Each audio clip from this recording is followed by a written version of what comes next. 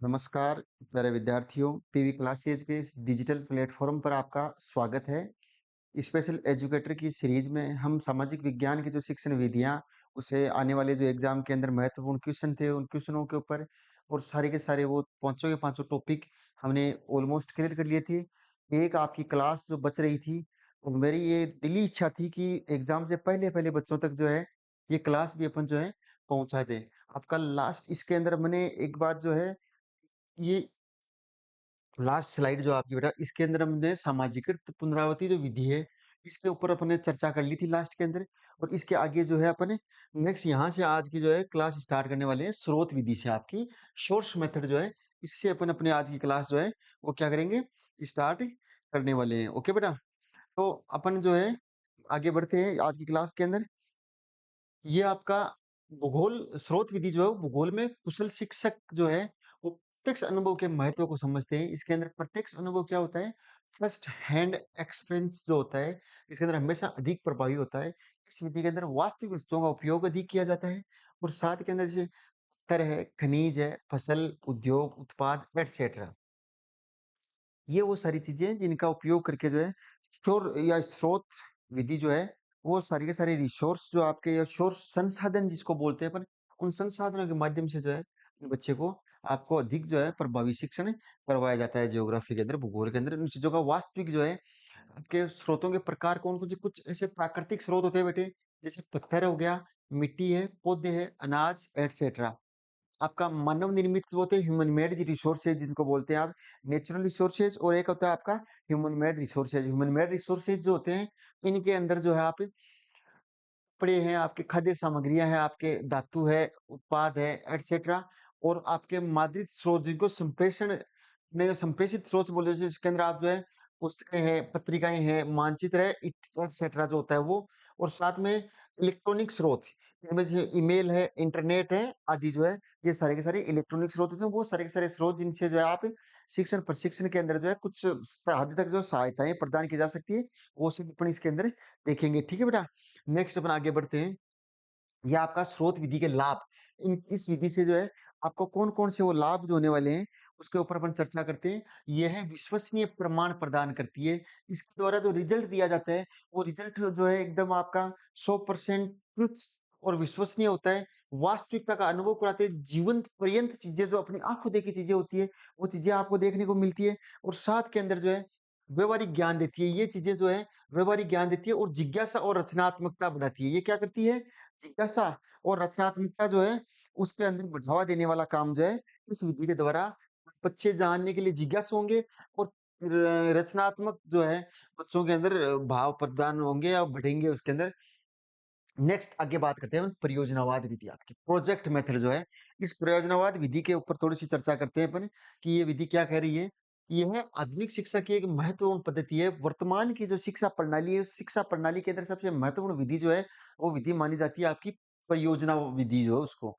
यह जॉन जो डीवी है उसके सिद्धांतों के ऊपर आधारित है। जॉन डीवी का जो सिद्धांत है उसके ऊपर ही आधारित है। और ये विलियम किलपैट्रिक जो है वो इस विधि को जो है विकसित किया गया था। परिभाषा के ऊपर थोड़ी सी अपन बात करते हैं कि परियोजना एक उद्देश्यपूर्ण गत्यात्मक विधि है जो सामाजिक वातावरण में की जाती है। किसमें की जाती है बेटा, सामाजिक वातावरण में की जाती है। था परियोजना विधि के सिद्धांत कौन कौन से उसके ऊपर अपन बात करते हैं। आपका इसके अंदर पहला सिद्धांत है उद्देश्य का सिद्धांत। इसके उद्देश्य जो है उस उद्देश्य के सिद्धांत देखने जाते हैं। क्रियाशीलता का सिद्धांत होता है इसके अंदर, अनुभव का सिद्धांत होता है, प्रीवियस अनुभव कितना है आपका उस अनुभव के आधार पे देखने को मिलता है। वास्तविकता का सिद्धांत होता है, स्वतंत्रता का सिद्धांत होता है, उपयोगिता का सिद्धांत जो होता है। ये कुछ सिद्धांत हैं जो परियोजनावाद विधि के जो है इस विधि के इन सिद्धांतों के आधार पे जो इस विधि का क्रियान्वयन किया जाता है। आपका परियोजनावाद विधि के चरण स्टेप कौन कौन से, आपका स्थिति प्रदान करना, परियोजना का चयन करना, आपका जो आप परियोजना या योजना बना रहे हो उस योजना का चयन करोगे। चयन करने के बाद में उसके रिलेटेड जो आप योजना बनाओगे उस योजना को क्रियान्वयन करोगे आप। फिर वहां से आप क्या करोगे, मूल्यांकन करोगे, इवेल्युएशन करोगे। और फिर जो है आप क्या करोगे इसके बाद में जो है अभिलेख रखोगे। अभिलेख का मतलब है रिकॉर्ड रखना। आप जो एक जो है पोर्टफोलियो तैयार करोगे जिसके अंदर जो है आपके द्वारा सारे के सारे अभिलेख जो है वो रखे जाएंगे। और उस डाटा संग्रहण किया जाएगा कि आपने किस प्रकार से परियोजना बनाई थी और किस प्रकार से उस परियोजना के आधार के ऊपर जो है आपने योजना बना के क्रियान्वयन करके जो है और आपने जो है लास्ट में जो है उसका मूल्यांकन किया था। ये चीज़ें जो है आप ऑन रिकॉर्ड रखोगे, इसको कहते हैं अभिलेख रखना। Okay my dear student, next अपन आगे स्लाइड के अंदर बढ़ते हैं। आपका है परियोजनावाद विधि जो है, इस विधि के लाभ क्या-क्या है आपको? वो कौन-कौन से लाभ है जो आपको देखने को मिलते हैं? तो मनोवैज्ञानिक सिद्धांतों के ऊपर ये आधारित होती है। क्या होता है ये? मनोवैज्ञानिक सिद्धांतों के ऊपर ये विधि आधारित है और ये समय और ऊर्जा की बचत करती है। करती है बेटा? समय और ऊर्जा दोनों की ये क्या करती है? बचत करती है। और समय और ऊर्जा के साथ में जो है, ये लोकतांत्रिक जीवन में क्या करती है? लोकतांत्रिक जीवन का शिक्षण देती है आपको। क्या देगी? लोकतांत्रिक जीवन का प्रशिक्षण देगी तथा श्रम की गरिमा का अनुभव कराती है। श्रम होते हैं आपके जो आपका प्रयास किए जाते हैं, एफर्ट्स किए जाते हैं। वो जो है उसके ऊपर जो उसकी गरिमा है उसको आपको या मैं बताऊँ आपको कि किस प्रकार से मेहनत करके जो है आप ये काम कर सकते हो, उसके ऊपर आपको ये चीज़ें मिलती है और इसके साथ ही बेटा ये आपका जो है रटने की प्रणाली है उससे आपको क्या करेगी? मुक्ति दिलाएगी। रटन प्रणाली से मुक्ति दिलाएगी। सहसंबंधात्मक जो है या एक दूसरी चीज़ों से जो है इंटरलिंक करते हुए जो है आपको पढ़ने का जो है अवसर ये विधि जो क्या करती है बेटा? दान करवाती है। ओके, नेक्स्ट आगे बढ़ते हैं अपन। सहसंबंधात्मक ज्ञान आपको प्रदान करेगी। रटने की आवश्यकता नहीं है। इस विधि के द्वारा जो है रटन प्रणाली जो है, इस रटन प्रणाली को जो है बिल्कुल मुक्ति दी जाती है आपके बिल्कुल इस चीज़ से आपको क्या है अवॉइड करना है। वास्तविक जीवन से जुड़ाव होना चाहिए आपका। रियल लाइफ से जो है जुड़ी हुई चीज़ों को आपको देखना है। जो आपकी वास्तविक जीवन है, उस जीवन से जोड़ते हुए प्रीवियस नॉलेज से इंटरलिंक करते हुए जो है आप इस विधि के माध्यम से अध्ययन अध्यापन प्रक्रिया कराओगे। रुचि और कौशलों का विकास, आप जो है बच्चे के अंदर रुचि और कौशल, बच्चे के अंदर लिसनिंग, स्पीकिंग, रीडिंग, राइटिंग के जो कौशल हैं तथा बच्चे के अंदर रुचि, इंटरेस्ट जो है वो क्रिएट हो, उसका ऊपर जो है आप ये विधि के माध्यम से काम कर सकते हो। आकस्मिक अधिगम होता है, इसके अंदर जो है बच्चे को जो है कोई प्रीवियस ऐसे नहीं बताया जाता है कि आपको इस बारे में पढ़ना है या प्रीवियस प्लान नहीं होता है इसके अंदर। इस बच्चे के अंदर जितना भी नॉलेज आप दोगे वो नॉलेज जो है वो आपके आकस्मिक या प्लान के तहत जो है बच्चे को ज्ञान है वो प्रदान आपके द्वारा किया जाएगा। ओके बेटा? नेक्स्ट आ जाओ इसके अंदर, प्रयोजनवाद विधि की सीमाएँ कौन-कौन सी है? ज्ञान असंगठित हो सकता है, इसके अंदर ज्ञान जो है वो क्या हो सकता है? असंगठित हो सकता है, ज्ञान जो है उसको असंगठित हो सकता है, शिक्षण शिक्षक पर अधिक भार पड़ सकता है। जो आपका शिक्षक है, थोड़ा-सा शिक्षक के ऊपर क्या होगा बेटा? शिक्षक के ऊपर भार ज़्यादा पड़ जाएगा। शिक्षक को जो है एक व्याख्यान विधि के अंदर किताब पढ़ाना होता है, टीचर को सिलेबस कराना होता है। लेकिन ये परियोजनावाद विधि से ब टीचर को जो है पहले एक टॉपिक लेना होता है, उसके बाद में उसके ऊपर योजना बनाएगा, फिर उस योजना का क्रियान्वयन करेगा, क्रियान्वयन करने के बाद में उस बच्चों ने कितना सीखा ये उस बच्चे के ऊपर मूल्यांकन करेगा, मूल्यांकन करने के बाद में उसका पोर्टफोलियो तैयार करेगा और वो सारे के सारे डाटा जो है, एक-एक बच्चे के होंगे और वो बच्चे को सारा सेव रखोगे आप तो, एक टीचर के ऊपर जो है आप एक्स्ट्रा बर्डन जो है वो आ जाएगा आपका। ये इसका नेगेटिव होता है। समय सारणी प्रभावित हो सकती है। समय सारणी प्रभावित कैसे हो सकती है कि आपने वार्षिक पाठ योजना बना रखी है कि इतने साल के इतने महीनों के अंदर इस महीने में हमें ये काम करना है या ये चैप्टर इस दिन में पढ़ाने हैं। तो वो आपका जो प्रयोजनवाद विधि के माध्यम से जो है, ये विधि के तहत पढ़ोगे तो आपका जो है समय सारणी या समय के ऊपर जो अपना पाठ्यक्रम जो है वो पूर्ण नहीं करा पाओगे बेटा। ठीक है? ये अधिक खर्चीली होती है। ये क्या होती है इसके अंदर जो खर्चा अधिक होता है। इस प्रकार की विधि जो है वो क्या होती है थोड़ी-सी एक्सपेंसिव टाइप की वे जो मेथड होती है, सभी विद्यार्थियों को समान लाभ नहीं मिल पाता। ईच काइंड ऑफ या every kind of students are not fulfil of the profits of this method आपका इस प्रकार के मेथड से सारे के सारे विद्यार्थी हैं, उनको इक्वल वे के अंदर आप जो है प्रॉफिट नहीं दे सकते। ओके बेटा, नेक्स्ट अपन बात करते हैं इस विधि के ऊपर आपका ये कंप्लीट था। अब आते हैं शिक्षण जो है, इसके उपकरण एवं तकनीकें, जो कि बहुत इम्पोर्टेंट है आपका। इसके ऊपर थोड़ी-सी बात करेंगे। कि शिक्षण अधिगम करवाते हो तो इसके उपकरण और तकनीकें और टेक्निक्स कौन-कौन से होनी चाहिए, आपके इंस्ट्रूमेंट्स कौन-कौन से होने चाहिए, उसके ऊपर अपन जो है बात करने वाले हैं। सामाजिक विज्ञान एक ऐसा विषय है जिसमें जो है जिसमें कारण परिणाम का संबंध देखने को मिलता है, उसमें अवलोकन किया जाता है, इसके अंदर व्याख्या करनी होती है, इन सब का उपयोग किया जाता है। इसलिए इसमें विभिन्न तकनीकों का उपयोग करना भी हमें आवश्यक हो जाता है। सामाजिक विज्ञान के अंदर कारण है, तर्क है, वितरक है, ठीक है? अवलोकन करना होता है, व्याख्या करनी होती है। ये सब चीज़ें जब तक हम करेंगे तो इनमें क्या होता है, थोड़ी-सी जो है नई टेक्निक्स जो होती है, तकनीकी जो है इनका उपकरणों का जो है हमें उपयोग करना आवश्यक हो जाता है, ज़रूरी हो जाता है।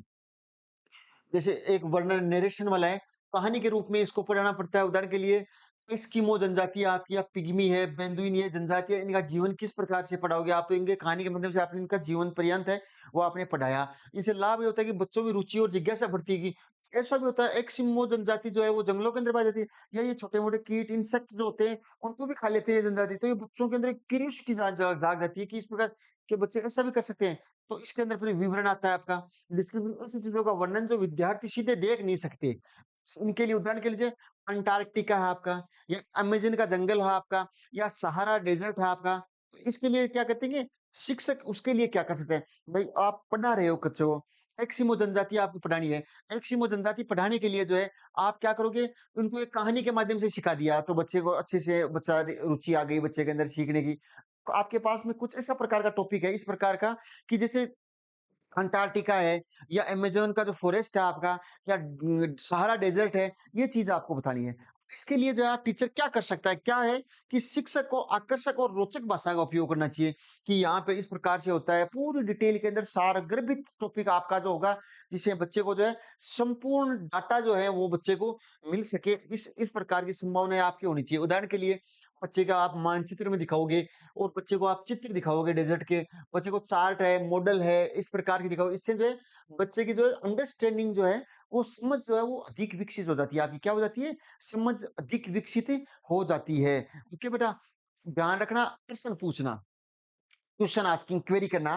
क्वेरी करने के अंदर क्या होता है कि बच्चे जो है प्रारंभिक प्रश्न उनसे पूछना है आपको, फिर कुछ प्रश्न ऐसे जो विकासात्मक प्रश्न हो, फिर आपका पुनरावृत्ति प्रश्न, रिपीट वाले क्वेश्चन होने चाहिए, फिर इवैल्यूएशन जो मूल्यांकन करते हुए प्रश्न हो। इस प्रकार के प्रश्नों से सारा का सारा जो है क्या होता है, आपका इनसे बच्चों के ऊपर जो है पूरा का पूरा जो है आपको माइंड टेस्ट हो जाता है कि क्या जो है बच्चे को चाहिए था, बच्चे को कितना नॉलेज आपने दिया, क्या हुआ, क्या नहीं हुआ, ये सब चीज़ें जो है इन प्रकार के प्रश्नों से आपको पता लग जाता है। इससे बच्चे की इंटरेस्ट क्रिएट होता है और सहभागिता बढ़ती है, बच्चे बढ़-चढ़ के पार्टिसिपेट करते हैं, बच्चे जो इसके अंदर अच्छा रोल प्ले करते हैं। एक बच्चा जो है उसको क्वेश्चन लेने बताने में झिझक है, हेजिटेशन आ रही है, तो दूसरा बच्चा बताएगा, तीसरा बताएगा।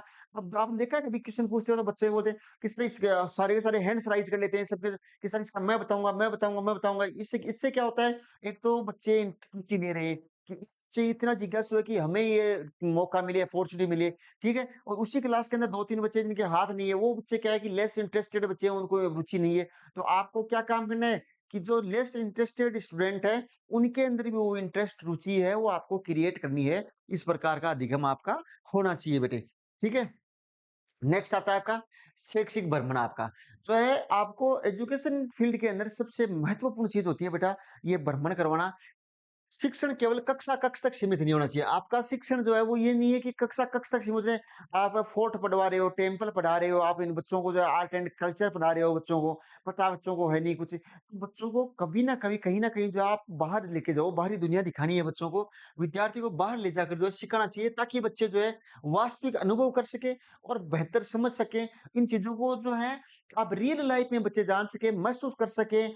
आप एक बात बताओ मेरे को कि आपको एक जो है वेंकटेश्वर महादेव मंदिर आपने बता दिया, या आपने कोई भगवान शिव की कोई मंदिर के बारे में आपने बच्चों को बता दिया, या आपने कुंभ स्वामी मंदिर बता दिया, वराह मंदिर बता दिया, विष्णु मंदिर बता दिया बच्चों को। अब इस मंदिर की इतनी आध्यात्मिक जो है कलाकृति बताई। अब बच्चों ने थोड़ी देखी, आपने मुँह से बताई है। एक बच्चों को आप वहाँ प्रत्यक्ष रूप से लेके जाओ और बच्चे वहाँ जाके देखें, फिर बच्चों को महसूस हो कि इस प्रकार का काम जो है वो यहाँ होता है। तो इससे क्या है कि बच्चे जो है वो और अधिक जीवन के अंदर वास्तविक जीवन से चीज़ों को जोड़ के और पढ़ेंगे। ठीक है? इस और अन्यथा जो है बच्चे क्या करते हैं, अन्यथा बच्चे जो है वो ये समझ जो है वो क्लास तक या आपकी कक्षा कक्ष तक जो है वो सीमित रह जाती है। तो आपको क्या करना है, आपको कक्षा कक्ष तक जो है आपका ज्ञान सीमित नहीं रख के बच्चे को जो है वास्तविक जीवन से ज्ञान को जोड़ने के लिए बच्चे को कक्ष से बाहर लाना है, तथा बच्चे को जो है उन चीज़ों को भौतिक रूप से या प्रत्यक्ष रूप से बच्चे की समझ विकसित हो जाए। इसके लिए हमें उस स्थल तक बच्चे को जोड़ना है, ताकि बच्चा जो है इन चीज़ों को वास्तविक और व्यावहारिक जीवन के अंदर जो है प्रत्यक्ष आँखों से देख सके कि ये जो है रियल लाइफ में इस प्रकार का होता है। और ये चीज़ जो है आप कब कर पाओगे, जब आप भ्रमण विधि का प्रयोग करोगे, फील्ड ट्रिप जो है वो आप बच्चे के लिए करोगे, तो आप ये काम कर सकते हो। ओके बेटा? नेक्स्ट अपन बात करते हैं, पुस्तकों से पढ़ना उतना प्रभावी नहीं होता है जितना स्वयं देखकर बच्चा सीखता है। एक चीज़ है जिसको आप बार-बार पढ़ा रहे हो, रिपीट करवा रहे हो, और एक बच्चे को जाके वो चीज़ें आपने भौतिक रूप से दिखा दी, तो बच्चा जो है और अधिक प्रभावी रूप से शिक्षण पाएगा उसके अंदर। ओके बेटा, समझ गए? नेक्स्ट जो है अपन आगे बात करते हैं, फील्ड ट्रिप के प्रकार, किस प्रकार की फील्ड होती है? फील्ड ट्रिप जो है, एक तो स्थानीय यात्राएँ होती है, लोकल ट्रिप आपने करवाई। स्थानीय यात्राएँ बहुत छोटी होती है जो स्कूल के आस-पास, गाँव या शहर के या कुछ पीरियड्स के लिए की जाती है। उद्देश्य और लाभ क्या होता है इनका? छात्र अपने आसपास के वातावरण का अध्ययन करते हैं, विभिन्न भौगोलिक घटनाओं तथा क्यों ऐतिहासिक स्थानों के बारे में प्रत्यक्ष ज्ञान जो है वो बच्चा प्राप्त करता है। प्रत्यक्ष रूप से ज्ञान बच्चा प्राप्त करेगा इससे, पहली बात। दूसरी चीज़ क्या होती है? उदाहरण के लिए स्थानीय कृषि या औद्योगिक उत्पाद के बारे में जानेगा बच्चा कि वो फिर किस प्रकार से कृषि होती है, किस प्रकार की जलवायु चाहिए, किस प्रकार की वर्षा चाहिए इसको, किस प्रकार की मृदा चाहिए, किस प्रकार की जो है इसको क्लाइमेट कंट्रोल चाहिए इसको ना वेजिटेशंस किस प्रकार की है यहाँ पे ये सारी चीज़ें जो है आपके फॉरेस्ट है, वाइल्ड लाइफ है, वेजिटेशंस हैं, आपके जो है प्लेट्यू है, ब ये पठार है, रिवर्स हैं, कोस्टल प्लेन्स है, ये सब चीज़ें जो आप बच्चे को बाहर निकालोगे तो जाएगा। भूगोल और आपकी सामाजिक विज्ञान ऐसा विषय है जिसके अंदर बच्चे को जितना आप पर्यावरण से कनेक्ट करके रखोगे, बच्चा उतना ज़्यादा अधिक प्रभावी रूप से जो है शिक्षण कर सकता है। ना कि ये कक्षा कक्ष की जो बाउंड्री है, उस बाउंड्री के अंदर अपन बाँध के उस बच्चे को ये काम करवा सकते हैं। ओके बेटा? नेक्स्ट अपन बात करते हैं स्थानीय बाज़ार, लोकल मार्केट है, परिवहन की व्यवस्था एटसेट्रा के ऊपर अपन बात करते हैं। इस ज्ञान के आधार पर भूगोल शिक्षक जो है, वो स्थानीय भौगोलिक विशेषताओं का पाठ भी क्या कर सकता है? पढ़ा सकता है। तो इसका मुख्य उद्देश्य क्या है? मेन एम्बिशन या एम क्या है इसके? तो इसके मेन एम और एम्बिशन ये है कि भूगोल शिक्षण को वास्तविक बनाना, आपका रियल लाइफ से जोड़ के बनाना। दूसरा, कठिन विचारों को सरल बनाना आपका। कठिन विचार जो है, उन कठिन विचारों को जो है थोड़ा-सा ईज़ी कर देना। नेक्स्ट आपका ठोस और ज्ञात उदाहरणों के माध्यम से समझ विकसित करना। आपने बच्चे को जो है मूर्त रूप से जो है बच्चों को दिखाया है, चीज़ों को दिखाया है, तो बच्चे का जो ज्ञान है वो स्थायी चीज़ों की ओर है अधिक जो है वो कॉन्संट्रेट होता है या स्थायी ज्ञान जो है स्थायी स्मृति के अंदर जो है वो लंबे समय के लिए रह जाता है। ये चीज़ आपको पता होनी चाहिए। ओके बेटा? नेक्स्ट अपन बात करते हैं कि संचार या पड़ोस की यात्राएँ। ये यात्राएँ आधे दिन या पूरे दिन की होती है। इसमें शनिवार है, रविवार है या किसी अन्य अवकाश के दिन आयोजित किया जाता है आपको। इसके अंदर कोई पहाड़ी क्षेत्र के ऊपर भ्रमण करके आ गए या कोई नदी के किनारे आप बच्चों को ले गए या कोई फैक्ट्री के अंदर लेबर किस प्रकार से काम करी है, किस प्रकार से मैन्युफैक्चरिंग गुड्स है उनको जो है बनाया जा रहा है, मैन्युफैक्चर कर रहा है। तो ये चीज़ें आपने दिखा दी। कुछ खदान माइनिंग साइट्स है वो बच्चों को दिखा दिया। कोई पोर्ट है आपके बंदरगाह वगैरह वो दिखा दिया आपने। कोई रेलवे स्टेशन है उसका आपको बच्चों को भ्रमण करवा दिया या कोई बस डिपो आपका वो आपने भ्रमण करवा दिया। या कोई नियर बाय कोई टेम्पल है, उस टेम्पल को आपने भ्रमण करवाया। इससे क्या होता है कि इससे उन बच्चों के अंदर जो है छात्रों में स्वयं निरीक्षण, अपनी सेल्फ जो है वो इंस्पेक्शन की जो भावना बच्चे के अंदर पैदा हो जाती है। अध्ययन और जाँच करने के लिए प्रोत्साहित बच्चे को किया जाता है। ये अपने संदेह दूर करने के लिए प्रश्न पूछते हैं। बच्चे क्या होते हैं, आपसे क्वेश्चन पूछते हैं और ये प्रत्यक्ष ज्ञान जो उन्हें मिलता है उससे क्या है, जैसे मिट्टी का प्रकार किस प्रकार का है, यहाँ की जलवायु क्या है, यहाँ की सिंचाई की सुविधाएँ क्या है, परिवहन किस प्रकार का है, यहाँ पे उत्पादन किस प्रकार का होता है या आयात-निर्यात के साधन क्या-क्या हैं। ये यात्राएँ ज्ञान के साथ-साथ जो है मनोरंजन भी प्राप्त करती है और मनोरंजन के साथ-साथ बेटा जो है, ये बच्चों को इतना नॉलेज देती है कि इवेन कितने प्रकार का होता है रोड वेज़ होती है आपकी, रेलवेज़ होती है आपकी, एयरलाइन्स होती है, एयरवेज़ है, ये सब की सब पाइपलाइन है, ये आपकी होती है। उत्पादन जो है प्रोडक्शन किस प्रकार से होता है, इम्पोर्ट और एक्सपोर्ट कैसे किया जाता है, एयरलाइन्स के माध्यम से किया जाता है या सी रूट के माध्यम से इम्पोर्ट एक्सपोर्ट किया जाता है, ये चीज़ें जो है आपको देखने को मिलती है। ओके बेटा? नेक्स्ट जो है अपन बात करते हैं भ्रमण या एक्सरसाइज़ जो है, इसके ऊपर बात है। माध्यमिक और उच्च माध्यमिक छात्रों के लिए कई दिनों के भौगोलिक और ऐतिहासिक भ्रमण आयोजित किए जा सकते हैं। इसके लिए शिक्षक और छात्र दोनों को पूरी तैयारी करनी होती है आपके। ये आपका 6 से 7 दिन का एजुकेशनल टूर जो आपके इंस्टीट्यूट लेके जाता है ना, उसके ऊपर बात है आपकी। तो जो शिक्षक को क्या करना चाहिए, पहले से स्थान का दौरा करना चाहिए। पहले उस अध्यापक को वो जगह जाके देखनी चाहिए कि बच्चों के लिए वो दिखे। कोई पहाड़ी इलाके का आपने टूर करवा लिया और वहाँ पे जो है बरसात का मौसम था और अधिक लैंडस्लाइड वगैरह हो गई, बच्चों को लेके आप चले गए तो 50 बच्चों की ज़िंदगी आपने खतरे में डाल दी। इससे पहले जो है, जो आप टूर ऑर्गेनाइज़ कर रहे हो उस टीम को पहले से उसका विज़िट करके आना चाहिए कि बच्चों के लिए जो है ये जगह जो है वो सेफ है, तो आप अपने बच्चों को वहाँ लेके जा सकते हैं। छात्रों को देखने योग्य चीज़ों की सूची बनाना होता है, ठीक है? रहने, खाने और परिवहन की व्यवस्था करनी होती है, ठीक है? वरना क्या होता है कि कभी-कभी जो है आपका टूर है वो कैंसल भी हो सकता है क्योंकि हेवी रेनफॉल है, लैंडस्लाइड वगैरह है, तो अपन इसके लिए जो है एक निजी स्वार्थ के लिए या बच्चों से कुछ पेमेंट वगैरह लेने के चक्कर में बच्चों की ज़िंदगी खराब नहीं करनी चाहिए। तो ये आपको जो है थोड़ा-सा ध्यान रखना है आपको, ठीक है? भ्रमण के दौरान अपन क्या-क्या चीज़ें देखनी है, छात्रों को समूह में डिवाइड कर देते हैं, एक ग्रुप के अंदर डिवाइड करके और हर समूह को किसी विशेष विषय पर अध्ययन करना होता है। बच्चे को आप बताओगे कि आप जो है यहाँ के एरिया की जो मृदा है या आपकी सॉइल है, उसका टेक्सचर किस प्रकार का है, उसके ऊपर अध्ययन करोगे।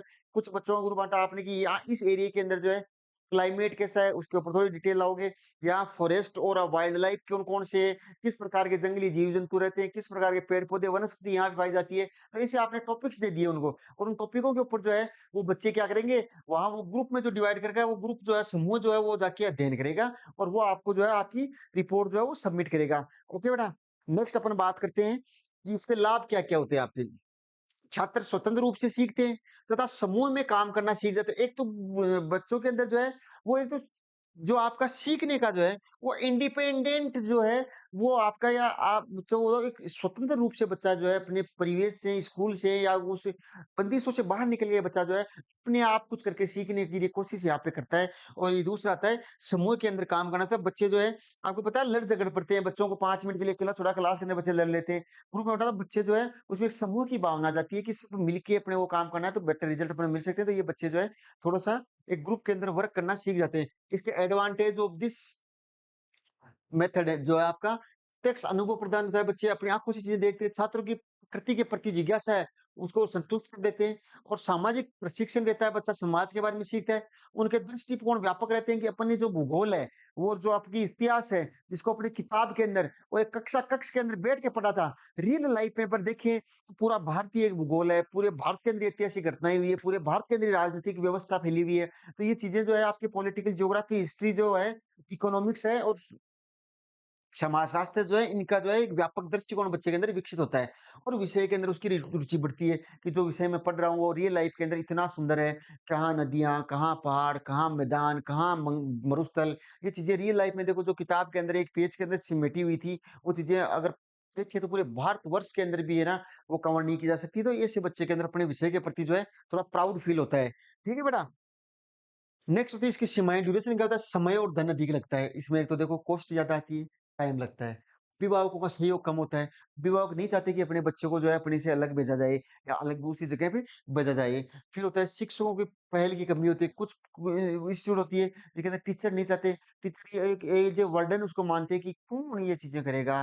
क्यों इसको इतना लेना है? ठीक है, इसको चुराने देते हैं, इस प्रकार से। और संगठन और मार्गदर्शन की कमी रहती है और सभी विषयों पर लागू नहीं हो पाती है ये। All are the subjects are not applied this method. सारे के सारे सब्जेक्ट के अंदर ये नहीं होता है। साइंस के अंदर क्या आप प्रमाण कराओगे? साइंस के अंदर आप क्या कौन-सी जो है वो आप वहाँ पे जो है कर सकते हो।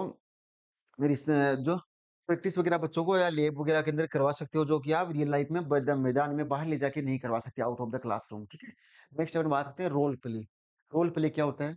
रोल प्ले एक महत्वपूर्ण शिक्षण विधि है जिसमें भूगोल शिक्षक जो है प्रभावी रूप से उपयोग कर सकता है। छात्रों को सक्रिय रूप से सीखने के अंदर शामिल करता है और विषय का ध्यान केंद्रित होता है। अन्य बच्चों को क्या होता है आपको रोल देना होता है कि आप अपनी क्लास के अंदर से आपको महात्मा गांधी बनाना है तो किसी को महात्मा गांधी बना दिया, किसी को भगत सिंह, किसी को सुखदेव, किसी को राजगुरु बनाया और बच्चों को अलग-अलग रोल देके और बच्चे अपने आगे जो है स्टडी करेंगे। इस माध्यम से सीखने का प्रयास बच्चे करते हैं। नेक्स्ट अपन मुख्य बिंदु इसके क्या-क्या हैं? इसे पाठ में स्वाभाविक रूप से शामिल करना चाहिए। इसको क्या है पाठ में स्वाभाविक रूप से शामिल करना चाहिए। इसे जोड़ी, समूह या पूरी कक्षा में किया जा सकता है, ठीक है?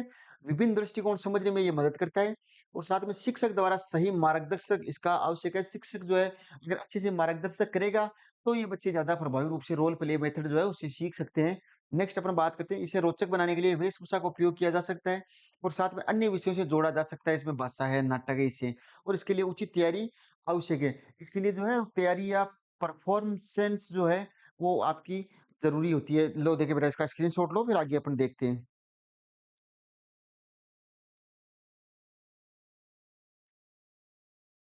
हो गया? नेक्स्ट बढ़ते हैं। आगमनात्मक और निष्कर्षणात्मक चिंतन आपका।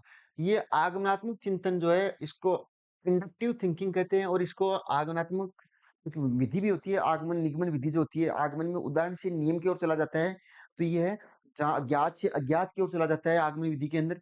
इसमें जो है छात्रों को नियम तक पहुँचने में मार्गदर्शन करता है ये, ठीक है? छोटे उदाहरणों के माध्यम से बच्चों को जो सामान्य नियम तक पहुँचा जाए, पहले बच्चों के सामने उदाहरण प्रस्तुत करेंगे, उदाहरण प्रस्तुत करते हुए बच्चे उदाहरणों के माध्यम से जो है नियम की ओर विस्तृत आगमन विधि जो है या इंडक्टिव मेथड जो है इसके अंदर जो है एग्जाम्पल टू रूल चला जाता है आपका, ठीक है? पहले बच्चों को आप जो है एग्जाम्पल प्रोवाइड कराओगे और एग्जाम्पल के माध्यम से बच्चे जो हैं वो रूल जो है वो सीखेंगे आपके। खोज क्षमता इसमें विकसित होती है। लाभ है कि गहरी समझ विकसित होती है। बच्चों के अंदर जो है गहरी समझ विकसित होती है। वैज्ञानिक दृष्टिकोण बच्चों में बनता है, तार्किक चिंतन या तार्किक सोच बच्चों के अंदर विकसित हो जाती है तथा सक्रिय सहभागिता बच्चों में होती है, रटने की प्रवृत्ति कम करता है बच्चा और आत्मविश्वास बच्चे के अंदर बढ़ जाता है। बच्चे के अंदर क्या होता है, सेल्फ कॉन्फिडेंस जो है वो बच्चे के अंदर बिल्ड हो जाता है। बच्चा जो है अच्छे से सेल्फ कॉन्फिडेंट होके जो है बच्चा आगे इसके अंदर बढ़ेगा। ठीक है बेटा?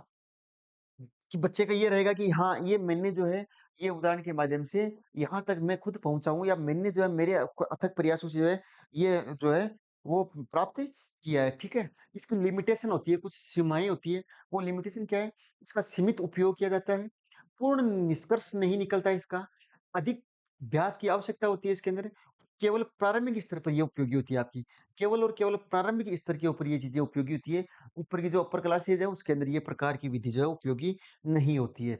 अतः निष्क्रमणात्मक चिंतन जो होती है या इसको निगमनात्मक ही बोला जाता है। इसको क्या बोलते हैं? निगमनात्मक। निगमनात्मक चिंतन बोला जाता है या इसको जो है विधि बोला जाता है। इस निगमन विधि जो है इसको निगमन विधि बोलता है। निगमन में न आता है तो या ट्रिक से याद रखा करो आप, नियम से रूल की ओर, नियम से और आप नियम से उदाहरण की ओर, है ना? और उसके अंदर आगमन विधि के अंदर आता है तो इसको ऐसे रखा करो, उदाहरण से नियम की ओर। ठीक है? 2 चीज़ें आपको ध्यान रखनी है। नेक्स्ट आगे बढ़ो। इसमें सामान्य से विशेष की ओर बढ़ा जाता है। इसमें इसमें पहले शिक्षक जो है सिद्धांत बताता है, फिर उदाहरण देता है आपको। पहले आपको आप बच्चे को रूल दोगे, रूल और फिर जो है एग्ज़ाम्पल। एग्ज़ाम्पल्स बाद में दोगे आप और इसके अंदर आगमन विधि के अंदर एग्ज़ाम्पल पहले दिए जाते हैं और रूल जो है रूल तक पहुँचा जाता है, ठीक है? लाभ है इसका, इसमें समय की बचत होती है, सभी स्तरों के लिए उपयोगी होती है आपकी, याद रखने की क्षमता बच्चे की बढ़ती है और पुनरावृत्ति में भी सहायक होती है आपके। रिपिटेशन में भी आपको पुनरावृत्ति करते हैं प वापस रिपीट करते हैं तो भी ये सहायक होती है।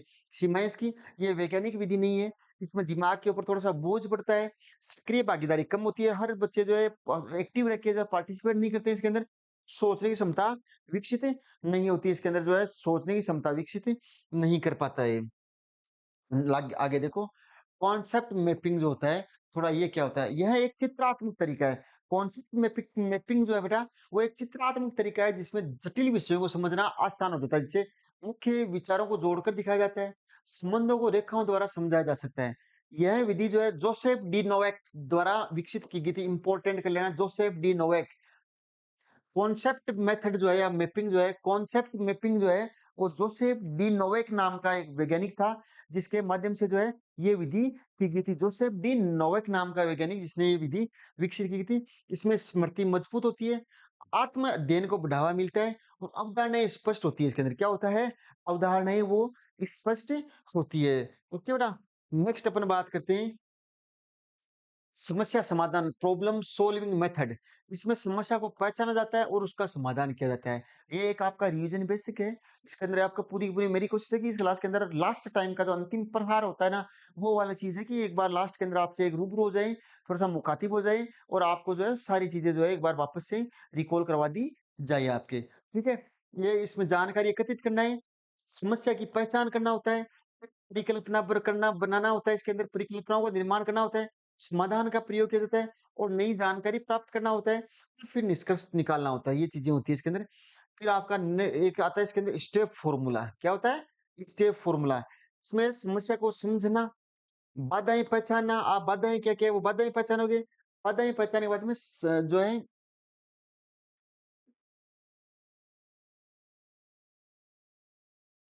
समस्याओं को पहचानना है, फिर आपकी संभावित संभावना ढूँढना। परिकल्पनाओं परिणाम का मूल्यांकन करना और इसका निर्माण करोगे, तो निर्माण करने के बाद में जो है, आप समाधान है उसको लागू करोगे, क्या समाधान निकला? समाधान लागू बाद में कर दिया, तो इसके बाद में जो है आपका जो है समस्या समाधान विधि है, वो आपका जो आपकी प्रॉब्लम थी, उस प्रॉब्लम का सॉल्यूशन आपको मिल जाएगा, वो समाधान आपका हो जाएगा। ये है प्रोग्राम लर्निंग।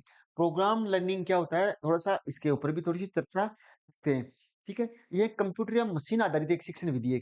प्रोग्राम लर्निंग जो है, प्रोग्रामिंग मेथड आपकी कंप्यूटर या लर्निंग जो आधारित है, वो आपकी विधि है। इस विधि के अंदर जो है, छात्र अपने अनुसार सीखते हैं और एक स्टेप के बाद अपनी समझ की जाँच भी करते हैं। एक फिक्स स्टेप होता है, इस स्टेप के बाद में जो है, अपनी किस प्रकार की समझ होती है, समझ के जो है वो जाँच करते हैं कि क्या हमारी समझ थी, कितना मैंने समझा, कितना हमें आ रहा था, कितना अब हमें और सीखने की ज़रूरत है, वो चीज़ें भी वो देखते हैं। ओके बेटा?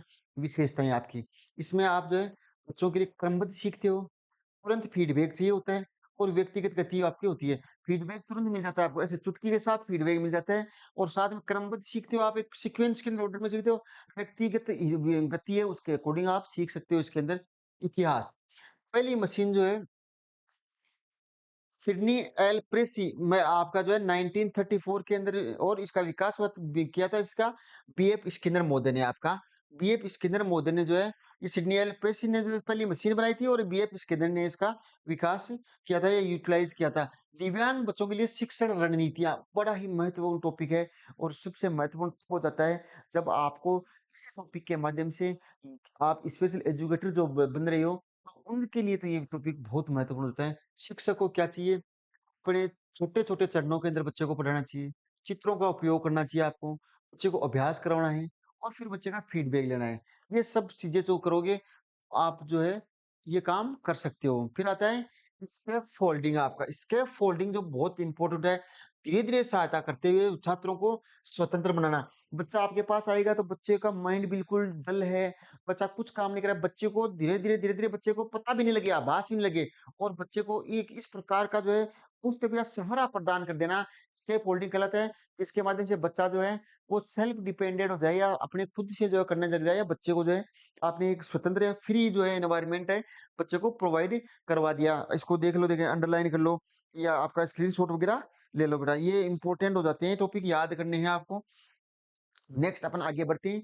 सामान्य शिक्षण के लिए सुझाव आपके। तो सुझाव पिछली कक्षा का पुनरावलोकन। आप जब भी आप पढ़ोगे तो आपके जो बच्चों के जो आपने पढ़ाया है, उसमें आपने जो पिछली क्लास आपकी, उस क्लास के अंदर लास्ट क्लास का पुनरावलोकन जो करोगे आप बच्चे को वापस से जो है एक बार रिवाइज़ करके बच्चे को पढ़ाओगे, फिर नए विषय का परिचय दोगे। फिर आज आपको क्या पढ़ना है उसको, उसके बारे में बच्चे को जो है वो थोड़ा-सा इंट्रोड्यूस करवाओगे कि ये टॉपिक है, इस प्रकार से होता है, भारत में ये-ये चीज़ें होती आ रही थी। इसलिए हमें ये करना पड़ा, अंग्रेज़ों का हमारे ऊपर अधिकार था, इसलिए हमें ये बोले आपने जो है इंडिया आफ्टर 1350 या 1915 जब 1915 के बाद का जो भारत है, Mahatma Gandhi return to the India हुए थे, तब से लेके भारत पढ़ाना है। तो उससे पहले पढ़ोगी बेटा एक टाइम था जब बच्चों के ऊपर हमारे भारत के ऊपर जो है अंग्रेज़ों का अधिकार था, तो उस अंग्रेज़ों के अधिकार से जो है मुक्ति पाने के लिए जो है हमने क्या किया मूवमेंट्स किए। तो महात्मा गांधी के सानिध्य में रह के या उनके जो है मार्गदर्शन के अंदर जो है भारतीयों ने या आपके जो है आंदोलन और मूवमेंट्स किए थे। तो इस प्रकार की चीज़ें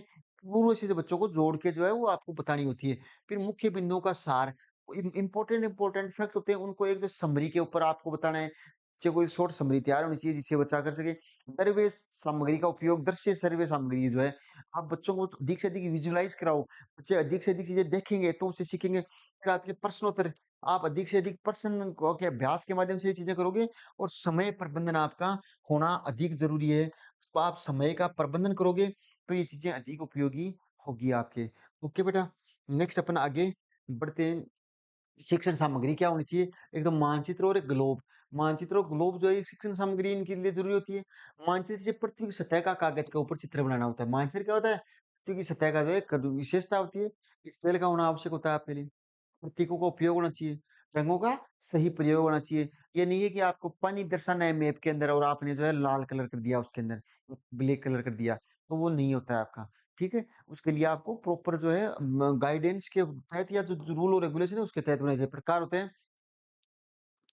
कैडस्ट्रल मैप जो होते हैं, एक तो एक टोपोग्राफिकल मैप होता है आपका, एक वॉल मैप होता है और एक एटलस होती है। एटलस एक बुक होती है, book of map, book of maps, book of maps होता है। ये आपका जो है एक वॉल मैप होता है। ये वॉल मैप एक वो होता है जिसके अंदर आप दीवार के ऊपर जो है टाँग के जो है मैप वाला तुम बोलते हो, वो वाला वॉल मैप होता है। टोपोग्राफिकल मैप जो होता है जियोग्राफिकल कंडीशंस के ऊपर जो है मैप बनाया जाता है। अन्य मानचित्र के अंदर जो है आप जलवायु का मैप बना दोगे, जनसंख्या का बना दोगे, कृषि को लेके बना दोगे, उद्योग को लेके बना दोगे, ऐतिहासिक जो है आप बना दोगे। जैसे आपने भारत की जो है वो इसको ये दिखाना है कि मूवमेंट हुए थे तो अहमदाबाद मील मंजूर है, चंपारण यहाँ हुआ था, चंपारण बिहार के अंदर अहमदाबाद ये हुआ था, खेड़ा बर्मा ये गुजरात के अंदर हुआ था। तो अहमदाबाद, खेड़ा बर्मा, चंपारण वाला ये जो मूवमेंट हुए थे आपने, ये आपको बताने हैं। तो ये आपने मैप बना के बच्चों को समझा दिया, ठीक है? इस तरह कृषि प्रदेश पढ़ने हैं आपको या भारत के अंदर कृषि पढ़नी है कि चावल कहाँ होते हैं, तो आप जो है ये वेस्ट बंगाल के अंदर आपके चावल है, रबर है, कर्नाटक के अंदर आपकी कॉफ़ी है, असम के अंदर आपकी टी है, ठीक है? और इधर आपका जो है कॉटन है, ये छत्तीसगढ़ वाले ने कॉटन और ये चीज़ें आप बताओगे तो मैप के अंदर बच्चों को तो आपको बच्चे को मैप से स्टेट वाइज़ अच्छा ज़्यादा क्लियर हो सकता है with help of the notes, notes के स्थान के ऊपर, ठीक है? फिर आता है ग्लोब आप। ग्लोब जो होता है वो रियल और actual model of the earth होता है। आपका पृथ्वी जो है उसका रियल और एक्चुअल जो मॉडल होता है उस मॉडल को क्या बोला जाता है? का ये बोला जाता है ग्लोब ग्लोब पृथ्वी का सबसे सटीक मॉडल है जो कक्षा में उपलब्ध होता है आपका, ठीक है? ये मानचित्र और मॉडल दोनों का संयोजन होता है। ग्लोब वास्तव में एक वक्र सतह वाला मानचित्र है, इसलिए ये समतल मानचित्र की तुलना में अधिक सटीक होता है। आप प्लेन सरफेस के अंदर एक तो मानचित्र देखते हो और एक ये ग्लोब बनाते हो आप, ठीक है?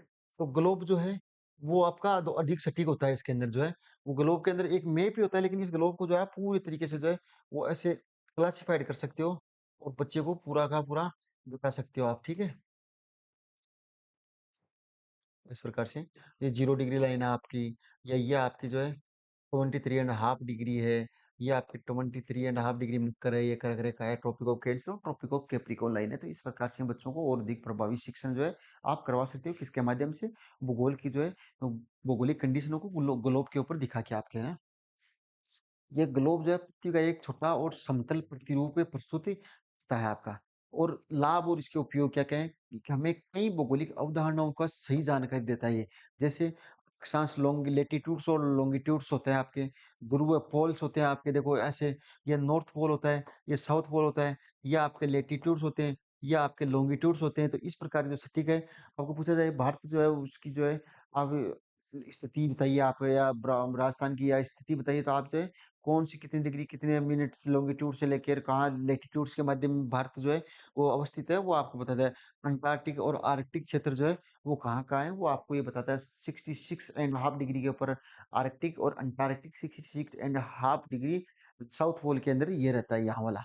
ये यहाँ वाला, ये यहाँ वाला, ये आपका जो है कर्क रेखा, ये मकर रेखा, ये 0 डिग्री भूमध्य रेखा आपकी। इस प्रकार के हमें एकदम परफेक्ट ऑर्डर के अंदर इसके अंदर देखने को मिलता है आपका। ठीक है बेटा? ग्लोब पर मानचित्र के साथ संबंधित अवधारणा है ग्लोब और देखो भूमध्य रेखा इक्वेटर लाइन कर्क और मकर रेखा ट्रॉपिक ऑफ कैंसर और ट्रॉपिक ऑफ कैप्रिकॉर्न लाइन पृथ्वी की धुरी गोलार्ध कौन से उत्तरी गोलार्ध या मध्य गोला या दक्षिण गोलार्ध यह आपका है भारत कौन से गोलार्ध में है उत्तरी गोलार्ध में भारत कहाँ है आपके कर्क रेखा के ऊपर अवस्थित है तो ये आपके उत्तरी गोलार्ध के अंदर हो गया आपका ठीक है तो घूर्णन और परिक्रमा है जो आपकी पृथ्वी की जो रिवोल्यूशन और रोटेशन की जो वर्क है वो किस प्रकार से होते हैं स्थल और महासागरों की स्थिति क्या है ये चीजें आपको जो है इनके ऊपर पता लगता है ठीक है महत्व क्या है तो ग्लोब और मानचित्र को साथ में उपयोग करने से छात्रों में अधिक उपयोगी ज्ञान प्राप्त होता है बच्चे को जो है एक्चुअली में पता लगता है कि हमारा भारत किस स्थिति के अंदर है कहाँ पे है कितना प्रतिशत जल मंडल में है इसके अंदर क्या है ये सब चीजें देखने बच्चों को अच्छे से मिलती है रियल लाइफ के अंदर बच्चा नॉलेज को इंटरलिंक करते हुए पढ़ता है ठीक है बेटा छात्रों को ये सिखाया जाना चाहिए कि ये ग्लोब जो है वो सही तरीके से अवधारणाएं समझे छात्र को ये पता होना चाहिए ग्लोब के ऊपर जो बच्चा नॉलेज ले रहा है वो नॉलेज जो है सही तरीके से हो इसकी जो अवधारणाएं बच्चे के माइंड में सेट हो रही है वो एक प्रॉपर होनी चाहिए तो वरना बच्चे जो है गलत नॉलेज जो है वो अज्जल गगरी छलकत जाए वाली बात हो जाती है कि अधूरा नॉलेज जो है वो कहीं का नहीं रहता है उपयुक्त स्तर होते हैं प्राथमिक स्तर पर पृथ्वी का आकार दिशा और स्थल जल बताना है अपने को पृथ्वी का आकार कितना बड़ा है पृथ्वी कौन सी डायरेक्शन में है, पृथ्वी किस प्रकार से घूर्णन और परिक्रमा काल करती है, ये इतना समझाना होता है। माध्यम स्तर पे दिन-रात का फॉर्मेशन कैसे होता है, ऋतुएँ कैसे बनती है, घूर्णन और परिक्रमा होती है, वो वाली चीज़ें आपको बतानी है। दिन-रात जो है वो लॉन्गिट्यूड से बनते हैं, लैटीट्यूड से। यहाँ नीचे जो है आप मैसेज पिन कर देना, मेरे को जैसे इसका थोड़ा आइडिया बता देना आप कि दिन-रात जो है वो पृथ्वी की कौन-सी जो है रिवोल्यूशन और रोटेशनल वर्क है, उसमें से कौन-सा वो वर्क है, जिसके कारण जो है डे नाइट फॉर्मेशन होता है और वो कौन-सा वर्क है जिससे सीज़नल फॉर्मेशन होता है रिवोल्यूशन और रोटेशन के अंदर, ठीक है? तो ये आपको बताना है मेरे को, ओके बेटा? नेक्स्ट अपन आगे बात करते हैं, विभिन्न प्रकार के बोर्ड। आपके किस प्रकार के कक्षा कक्ष में जो है अध्ययन अध्यापन करवाते हैं, आपके बोर्ड जो है वो कक्षा कक्ष में किस प्रकार के होने चाहिए, ठीक है बेटा? इसके ऊपर भी अपन थोड़ी-सी बात कर लेते हैं आपके। तो कक्षा का एक तो चॉक बोर्ड होता है आपका, ये केवल काला बोर्ड नहीं बल्कि हरे, पीले, गुलाबी आदि रंगों का भी होता है और आपको ये न्यू एजुकेशन पॉलिसी एनईपी जो है वो ग्रीन बोर्ड जो है ग्रीन बोर्ड को जो है वो ग्रेड अच्छा मानती है बच्चों के लिए विजुअलाइज़ के लिए, तो ये इसको प्रेफ़र करती है आपके और व्हाइट बोर्ड पर चॉक नहीं चलती है, व्हाइट बोर्ड के ऊपर मार्कर का यूज़ जो है वो होना चाहिए आपका, ठीक है? उपयोग है, किसी विचार स्पष्ट करने के लिए होता है, विषय की रूपरेखा बनाने के लिए होता है, सारांश लिखने के लिए होता है, आरेख बनाने के लिए होता है, छात्र की उपलब्धि दर्ज करवाने के लिए होता है कि आप बच्चे के देखो आप कक्ष के अंदर जाओगे तो बोर्ड का क्या होता है, आप इधर आप डेट मेंशन करोगे, यहाँ बोर्ड के ऊपर देखो इधर डेट आ जाएगी, यहाँ पे डे कौन-सा है वो डे आ जाएगा आपका। फिर यहाँ पे सब्जेक्ट कौन-सा पढ़ाओगे वो आ जाएगा आपका। सब्जेक्ट के बाद में टॉपिक आ जाएगा बेटा आपका, टॉपिक आ जाएगा, फिर आपका सब टॉपिक आ जाएगा, सब टॉपिक आ जाएगा। इधर जो है वो आप लिखोगे टोटल नंबर ऑफ स्टूडेंट और एब्सेंट और उनमें से प्रेजेंट ये लिखोगे और लीव पर कितने हैं वो लिखोगे। तो ये आपकी पूरी क्लास का जो है वो एक फॉर्मेट होता है कि बच्चे क बोर्ड के ऊपर जो है अध्यापक को जाके कौन-कौन से वो काम है जो करने होते हैं। ठीक है बेटा? ये समझ में आ गया आपको? नेक्स्ट अपन बात करते हैं स्मार्ट बोर्ड, डिजिटल बोर्ड जो चल रहे हैं जिसके ऊपर अपन अभी काम कर रहे हैं वो डिजिटल बोर्ड आपका इस प्रकार के board these kind of boards are smart board एक जो है इंटरेक्टिव व्हाइट बोर्ड है जिसके शामिल होता है कंप्यूटर होता है आपका, प्रोजेक्टर होता है और एक सॉफ्टवेयर होता है। ये टच इनपुट से काम करता है। इसको आप जो कमांड दोगे उस कमांड के अकॉर्डिंग जो है बोर्ड आपको जो है आउटपुट प्रदान देगा। ठीक है बेटा? ये इसकी विशेषता क्या है? अधिक जानकारी के साथ काम करना संभव होता है, सहयोगात्मक शिक्षण होता है, गतिशील प्रस्तुति होती है। बच्चे को अगर ग्लोब दिखाना है तो एक तो मेरे को ग्लोब वहाँ लाना होगा, एक ग्लोब है पृथ्वी को घूर्णन करना है तो मेरे को ग्लोब को लाके बच्चे को घुमा के दिखाना होगा और एक बच्चे को अपने यहाँ वीडियो है, इसी के माध्यम से बोर्ड स्मार्ट बोर्ड के ऊपर प्ले करके दिखा सकते हैं कि इस प्रकार से जो है पृथ्वी जो है रोटेशनल और रिवोल्यूशन का काम करती है और इसे डे नाइट और सीजनल फॉर्मेशन का काम होता है। ये चीज़ें अपन इससे और अधिक आसानी से बच्चों को सिखा सकते हैं। इसका महत्व क्या है? यह शिक्षा में एक नया युग लेकर आया है। यह एजुकेशन सेक्टर के अंदर जो है एक नया युग की शुरुआत इस बोर्ड ने किया आपके। ठीक है? ये आपका ब्रेल बोर्ड क्या होता है? ये एक उपकरण है जो ब्रेल लिखने में सहायता करता है। ब्रेल लिपि ब्रेल लिपि मैंने आपको बताया लुई ब्रेल नाम का एक फ्रांस का एक वैज्ञानिक था जिसने जो है अपने उसका खुद का बेटा था अंधा था उसके लिए जो उसने बनाया था और वो ब्रेल लिपि थी बाद में और ये ब्रेल लिपि जो है वो ऊपरी हुए स्टाइलिस के ऊपर एक अक्षर होते हैं जिनके इसे टच करके स्पर्श करके जो है बच्चा ये पता लगा सकता है कि किस प्रकार के जो है और क्या बात लिखी हुई है। तो ब्रेल उभरे हुए बिंदुओं की प्रणाली है जिसमें दृष्टिहीन लोग उँगलियों से पढ़ते हैं। इसमें बच्चे जो है वो टच करके स्पर्श करके पढ़ेंगे और ये भाषा नहीं बल्कि ये कोड है। ये कोडिंग भाषा है, दुनिया भर में उपयोग में होता है ये आपका। संरचना है इसके अंदर 6 बिंदु होते हैं इसके अंदर, जिसमें 2 कॉलम इंटू 3 पंक्तियाँ होती है। 64 टाइप के संभावित संयोजन इसके अंदर बन सकते हैं। इन 6 बिंदुओं और 2 कॉलम की 3 पंक्तियों से 64 प्रकार के जो है संयोजन है वो बनाए जा सकते हैं। फिर आता है ब्लैक बोर्ड का महत्व, importance of the black board. Black board है या काले बोर्ड की क्या-क्या महत्व होते हैं। ब्लैक बोर्ड सबसे पुराना शिक्षण का साधन है आपका। यदि अन्य साधन उपलब्ध ना हो तो भी ये अनिवार्य है। शिक्षा को ध्यान रखना चाहिए शिक्षक को ये ध्यान रखना चाहिए क्या कि साफ और बड़े अक्षरों में लिखे, उसकी लिखावट अच्छी होनी चाहिए, शब्दों की बनावट अच्छी होनी चाहिए, सुस्पष्ट होनी चाहिए, साथ में बच्चों के समझ में आने वाला होना चाहिए और अक्षर जो है वो इस प्रकार से सटीकता से लिखे होने चाहिए। ये नहीं है कि टीचर जो है यहाँ से स्टार्ट कर रहा है, टीचर को पूरे यहाँ से स्टार्ट करना है और यहाँ आना है, फिर ऐसे पूरे ऑर्डर में। एक होता है टीचर को कि आप बोर्ड को इरेज़ करते हो, तो बोर्ड को इरेज़ कैसे करते हो? एक तो होता है कि आप जो है बोर्ड को टीचर ऐसे ऐसे लगाए ऐसे ऐसे पूरे में लगाए। तो ये तरीका आपका थोड़ा-सा ठीक नहीं होता है। इसके लिए क्या होता है कि जो है आपका उसके लिए थोड़ा-सा जो है उस बच्चे को इस प्रकार से करवाना है कि बच्चा जो है इस प्रकार से सीखे कि वो उसका सीखा हुआ जो दिगम है, वो और अच्छा चल जाए, ये उसका तरीका होता है। तो यहाँ ऊपर से लेके और यहाँ नीचे लाना है। ऊपर लेके यहाँ से नीचे लाना है। इस प्रकार से आपका बोर्ड जो है वो साफ होना चाहिए, तरीका होता है बोर्ड को काम में करने का आपका, ठीक है? नेक्स्ट अपन बात करें टेप रिकॉर्डर की आपके। ये टेप रिकॉर्डर है, उसकी अपन बात कर लेते हैं, ठीक है? टेप रिकॉर्ड जो है ये एक ऐसा उपकरण है जिसके माध्यम से भाषण, गीत और संगीत रिकॉर्ड को पुनः चलाया जा सकता है, ठीक है? और ये इसका उपयोग बार-बार अभ्यास करने के अंदर, उच्चारण सुधारने के लिए और प्रसिद्ध व्यक्तियों के भाषण सुनने के लिए। टेप रिकॉर्डर में आपने एक बार वॉइस रिकॉर्ड कर ली, आपको टॉपिक याद नहीं हो रहा है, उस टॉपिक को आपने उस वॉइस रिकॉर्ड के अंदर आपका जो मोबाइल के अंदर वॉइस रिकॉर्डर होता है उसके अंदर आप रिकॉर्ड कर लो। अपने ईयरफ़ोन से उसको बार-बार सुनो आपको। वो टॉपिक आपके माइंड के अंदर जो है वो एज़ इट इज़ जैसे आपको गाने की लिरिक्स और सॉन्ग की लाइनें याद होती है ना, वैसे आपको वो याद हो जाएगा। ठीक है बेटा? ये चीज़ें होती है टेप रिकॉर्डर की उपयोगिता आपकी। नेक्स्ट अपन आगे बात करते हैं। टेप रिकॉर्डर जो है, यह उपकरण है जिसके अंदर भाषण, गीत और संगीत को रिकॉर्ड करके आप उन्हें चला सकते हो। बार-बार अभ्यास करना, उच्चार-उच्चार प्रसिद्ध व्यक्तियों के भाषण सुनना, ये शायद इसके अंदर वापस रिपीट हो गया है, ठीक है? ओवरहेड प्रोजेक्टर और पावर पॉइंट, ये क्या होता है? थोड़ा-सा इसके ऊपर बात करते हैं। ओवरहेड प्रोजेक्टर जो होता है बेटा, यह एक पारदर्शी शीट पर लिखी सामग्री को स्क्रीन पर दिखाता है। एक इस पारदर्शी शीट के ऊपर लिखी हुई कुछ सामग्री है, उस सामग्री को एज़ इट इज़ प्रोजेक्टर जो है, इधर बड़ी लगी हुई स्क्रीन होती है, इस स्क्रीन के अंदर जो है दिखाने का काम जो है इसके द्वारा किया जाता है। लाभ है, ये समय बचाता है, शिक्षण को आकर्षक बनाता है, सामग्री को भविष्य के लिए सुरक्षित रखा जा सकता है। इसमें जो सामग्री है उसको भविष्य इन फ्यूचर के लिए जो है, जो आपका सुरक्षित रखा जा सकता है। पावर पॉइंट प्रेजेंटेशन जो होती है, इसमें क्या होता है कि पावर पॉइंट माइक्रोसॉफ्ट द्वारा विकसित एक प्रस्तुति सॉफ्टवेयर है, जो 1919 में 1990 1990 के अंदर इसको लॉन्च किया गया था। इसकी विशेषताएँ क्या है? स्लाइड्स आधारित प्रस्तुति है। ये क्या है? स्लाइड्स के ऊपर आधारित प्रस्तुति है। इसमें टेक्स्ट, चित्र, ध्वनि और वीडियो ये शामिल कर सकते हैं इसके अंदर, और बड़े समूहों में इसको प्रभावी प्रस्तुति दी जा सकती है। जो आपका लार्ज स्केल के अंदर ग्रुप है, उसके ऊपर जो है आप इसकी प्रस्तुति बहुत अच्छे तरीके से दे सकते हो बेटा, ठीक है? नेक्स्ट अपन बात करते हैं इसकी आगे, ये है आपका लाभ। इसके पावर पॉइंट प्रेजेंटेशन जो है, इसके लाभ क्या-क्या है आपके? यह अच्छा शिक्षण है उसका वातावरण आपको प्रदान करता है। एक आपको जो है इस प्रकार का वातावरण देगा, जो वातावरण जो है अच्छे बेहतर शिक्षण के लिए उपयोगी होता है। साथ के अंदर जो है स्पष्ट समझ विकसित करता है ये। आपकी एक स्पष्ट समझ जो है वो विकसित करने के अंदर ये बहुत महत्वपूर्ण होता है। आसानी से साझा किया जा सकता है। इसके अंदर वस्तुओं को जो है आप जो है एक one files to one files file transfer करके साझा कर सकते हो। दूसरी चीज़ इसमें छात्र भी इसका इस्तेमाल जो है बड़ी आसानी से इसका उपयोग कर सकते हैं, बड़ी ईज़ी वे के अंदर जो है इसका उपयोग छात्र जो है वो कर सकते हैं। ओके बेटा? नेक्स्ट अपन बात करते हैं माय डियर स्टूडेंट, समावेशी शिक्षा। इंक्लूसिव एजुकेशन जो है उसके बारे में बहुत इंपॉर्टेंट है, समावेशी शिक्षा सबको साथ लेके शिक्षित करने की जो व्यवस्था होती है, उसको समावेशी शिक्षण बोलते हैं।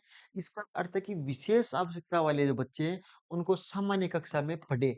वो बच्चों के मन में ये हीन भावना ना आ जाए कि जो आपके इस पे सामाजिक विज्ञान के जो विषय में, या आप खास करके सभी के लिए जो है, मैं बता देता हूँ कि आपकी कक्षा के अंदर जो सामान्य बच्चे जो बैठे हुए हैं, उन बच्चों के साथ जो है विशेष आवश्यकता वाले बच्चे, शेड्यूलेशन चाइल्ड विथ स्पेशल नीड्स जो बालक हैं, वो भी आपके कक्षा कक्ष के अंदर जो है बैठ के पढ़े, ताकि उन बच्चों को इस प्रकार की नहीं हो कि हम जो है इनसे हटके हैं, इनसे अलग हैं, या हमारे लिए जो है सरकार अलग से प्रावधान कर रखा है शिक्षा का। ये बच्चों को थोड़ी-सी हीन भावना नहीं हो, इसके लिए समावेशी शब्द जो है हम उन शेड्यूलेशन बालकों के लिए काम में लेते हैं। ठीक है? ये आपका इसका प्रकार होता है, एक तो फुल इंक्लूजन होता है, और एक होता है मेन स्ट्रीम जो होता है आपका, ये इसके अंदर देखने को मिलता है। इसका लाभ होता है कि सामाजिक समावेशन हो जाता है, आत्मविश्वास में बच्चों में वृद्धि हो जाती है, और बेहतर सीखने के अवसर जो है बच्चे को मिलते हैं। बच्चे जो है आत्मविश्वास उनके अंदर बढ़ जाता है, जो आप बच्चों में हीन भावना का प्रसार कर रहे हो कि जो बच्चे हैं, उनके सिडब्ल्यूएसएन बालकों के लिए स्पेशल स्कूलें होंगी, उनके अंदर बच्चे पढ़ेंगे। और समावेशी शिक्षा ये बोलता है कि बच्चे को जो है सामान्य कक्षाओं के अंदर बैठ के शिक्षण कराओ, ताकि बच्चे को ये हीन भावना नहीं हो, और बच्चे के अंदर आत्मविश्वास थोड़ा-सा बढ़े। ओके बेटा, नेक्स्ट अपन बात करते हैं आपके दिव्यांग बच्चों के प्रकार। ये दिव्यांग बच्चे जो हैं वो कौन-कौन से प्रकार के होते हैं? मैंने आज की स्लाइड के अंदर लगभग वो सारे के सारे पॉइंट करवा दिए, जो अपनी क्लास में छूटे हुए थे। ये जो है वो अब इसके बाद में कोई पॉइंट जो है आपका छूटने वाला नहीं है। मानसिक मंदता का होता है, श्रवण दोष के टाइप के बच्चे होते हैं, कुछ भाषण दोष में होते हैं, कुछ की दृष्टि दोष होती है, कुछ भावनात्मक समस्याएँ होती है बच्चों के, कुछ शारीरिक विकलांगता होती है बच्चों में, कुछ ऑटिज़्म से ग्रसित होते हैं बच्चे, कुछ मस्तिष्क की चोटें लगी होती है बच्चों के अंदर, या स्वास्थ्य संबंधी समस्याएँ होती है, या सीखने में कठिनाई होती है। These kind of the students are related to the divyang childs. आपके दिव्यांग चाइल्ड जो होते हैं, फिजिकल हैंडीक्राफ्ट जो स्टूडेंट्स होते हैं, उनकी लिस्ट के अंदर इस प्रकार के बच्चे जो हैं, वो आते हैं। शिक्षण सामग्री, इनके लिए मोटी किताबें होनी चाहिए। मोटी किताबों के अंदर ये नहीं है कि आपको जो है, जो सामान्य बच्चे हैं, उनको 20 पेज की किताब दी तो इनको 100 पेज की किताब देनी, नहीं। उनको किताबों के अंदर 1 पेज के अंदर जो है 2-3 अक्षर ही हो चाहिए। पेज बहुत ज़्यादा हो, लेकिन उनको किताब में अक्षर इतने बड़े और मोटे होने चाहिए, ताकि वो बच्चे जो है थोड़ी-सी किताब आकर्षक हो, थोड़ी-सी अक्षर बड़े हो, बच्चों के ना वर्डन ना हो उस पेज के अंदर, चित्रित पुस्तकें होनी चाहिए, पुस्तकों के अंदर बहुत ज़्यादा चित्रों का समावेशन होना चाहिए, ब्रेल किताबें होनी चाहिए, बच्चों के सामने प्रोजेक्टर होना चाहिए, जो बच्चे चीज़ नहीं समझ पा रहे हैं उसको प्रोजेक्ट के माध्यम से जो है अपन बच्चों को समझा सकते हैं। बच्चों की क्लास में स्मार्ट बोर्ड होनी चाहिए, भाषा प्रयोगशाला बच्चों के सामने होनी चाहिए, सुनने के बच्चों के उपकरण होने चाहिए, और व्हीलचेयर और कंप्यूटर जो है, ये बच्चों के लिए इम्पोर्टेंट होनी चाहिए। वो फिजिकल हैंडीक्राफ्ट पर्सन है, उनके लिए देखो व्हीलचेयर आपकी कंपल्सरी होनी चाहिए, कंप्यूटर होना चाहिए, स्मार्ट क्लासरूम होना चाहिए, प्रोजेक्टर होना चाहिए ताकि बच्चों को आप प्रोजेक्टर की मदद से ब्रेल लिपि से संबंधित किताबें होनी चाहिए, दिक्चित्रित किताबें होनी चाहिए ताकि बच्चे जो है और अधिक अच्छे से सीख सकें और साथ के साथ जो है दिक्चित्रित किताबों के अलावा बच्चे को जो है आप वो किताब दोगे जो किताबें साइज़ में मोटी हो, तो उसके अंदर अक्षर जो है वो बड़े हो, बड़े अक्षरों के साथ जो है वो काम होना चाहिए आपका। तो ठीक है, नेक्स्ट अपन बात करते हैं सह शिक्षण और टीचिंग जो है 2 या अधिक शिक्षक जो है मिलकर पढ़ाते हो। इसमें सह शिक्षण में ये मत कर लेना कि 2 या 2 से अधिक बच्चे जो है वो पढ़ के वो तो बच्चे तो आपकी क्लास के अंदर 30 बैठ के पढ़ते हैं, 30-40 बच्चों का समूह होता है। बच्चे नहीं तो सह शिक्षण के अंदर 2 या 2 से अधिक टीचर मिलके पढ़ाएँगे, उस शिक्षण को आप जो है सह शिक्षण के माध्यम से जानोगे। वन टीच, वन सपोर्ट एक पढ़ाएगा, एक उनको सपोर्ट करेगा। एक टीचर पढ़ा देगा, दूसरा उसकी नोटबुक चेक कर देगा। पैरेलल टीचिंग करेंगे, आपका जो है स्टेशन टीचिंग करेंगे आपके अल्टरनेटिव टीचिंग करवा देंगे या टीम टीचिंग करवा देंगे। टीम के साथ मिलकर टीचिंग अल्टरनेट एक करवा देगा, एक रुक जाएगा, एक करवा देगा, एक रुक जाएगा। सेक्शन ये सिचुएशन टीचिंग करवा देगा, जिस स्थिति है उसके अकॉर्डिंग करा देगा। पैरेलल टीचिंग करवा देगा और वन टीच और वन सपोर्ट जो है, इस प्रकार के जो है माध्यम से जो है वो आपका जो है टीचिंग का काम वो करवा सकते हैं। लाभ होता है इसके अंदर बेहतर निरीक्षण होता है आपका, बेहतरीन सहायता होती है और सहयोगात्मक शिक्षण जो है वो बच्चे को देखने को मिलता है। सो माय डियर स्टूडेंट आपकी आज की क्लास जो है वो यहाँ पे मैं विराम देता हूँ और इसके साथ ही मैंने आज की क्लास में हर वो पॉइंट साथ समावेशन किया है किस प्रकार के बच्चे होते हैं शेड्यूलेशन चाइल्ड कौन कौन से होते हैं उनके लिए शिक्षक सामग्री कैसी होती है क्लास कक्षा कक्ष के अंदर बोर्ड कैसा होना चाहिए कौन कौन से बोर्ड होते हैं उनके क्या क्या प्रकार होते हैं किस प्रकार से उनका यूज करना होता है कहाँ से लिखना है कक्षा कक्ष में प्रवेश करते समय टीचर को कौन सी बातें ध्यान रखनी है किस प्रकार का सहयोगात्मक शिक्षण करवाना है आप सीडब्ल्यूएसएन बच्चे हैं उनके लिए किताबें किस प्रकार की होनी चाहिए, बच्चों के क्लास में प्रोजेक्टर होना चाहिए, आपके बच्चों की क्लास के अंदर स्मार्ट बोर्ड होने चाहिए तथा कक्षा कक्ष के अंदर बच्चों के पास जो किताब पाठ्य पुस्तक है, उस पाठ्य पुस्तक के अंदर जो है वो अक्षर उभरे हुए होने चाहिए। इसके साथ में जो है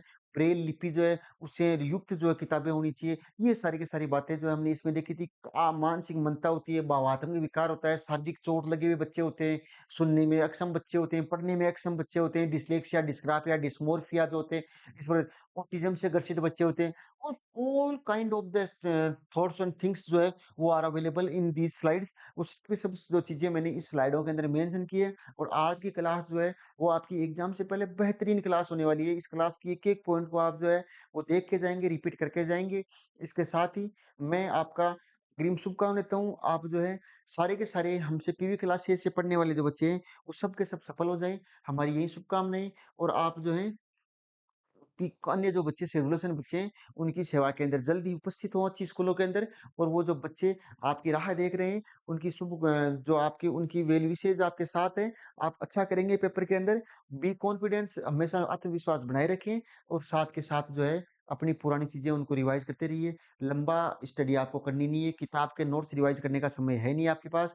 आपको लगता है कि ये टॉपिक हमें अब नहीं आ रहा है या ये छूटने वाला है या इससे हमें एग्ज़ाम में क्वेश्चन आ सकते हैं और हमने अभी तक तैयार नहीं किया है। उस चीज़ पे थोड़ा-सा फ़ोकस करना है और आपने जिस भी टीचर से पढ़ा है, उस टीचर के ऊपर आप विश्वास कीजिए।